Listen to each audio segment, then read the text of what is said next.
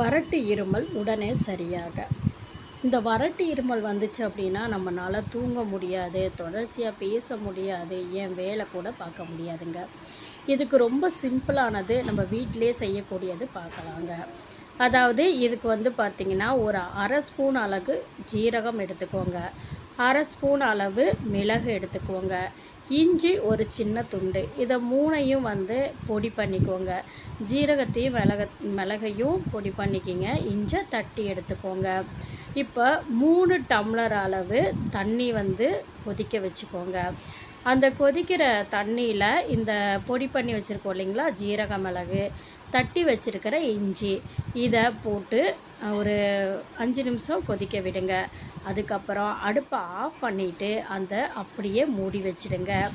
இப்போது அது ஒரு 20 நிமிஷத்துலேருந்து ஒரு 1/4 மணி நேரத்துக்குள்ளே பார்த்திங்கன்னா அதனுடைய சூடு குறைஞ்சிடும். சூடு குறைஞ்சதுக்கப்புறமா நீங்கள் எப்போ இதை குடிக்கணும்னு நினைக்கிறீங்களோ அந்த டைமில் எடுத்து நீங்கள் அதில் எலுமிச்சம்பழம், ஒரு அரை எலுமிச்சம்பழம் சாறை பிழிஞ்சு விட்டுருங்க. பிழிஞ்சு விட்டு இதை நீங்கள் என்ன பண்ணுங்கள் அப்படின்னா, நீங்கள் குடிச்சிட்டு வாங்க. நைட்டு தூங்குறதுக்கு முன்னாடி இதை குடிச்சிங்க அப்படின்னா உங்களுக்கு வறட்டு இருமல் அப்படிங்கிறது உடனே ஸ்டாப் ஆகிடும்.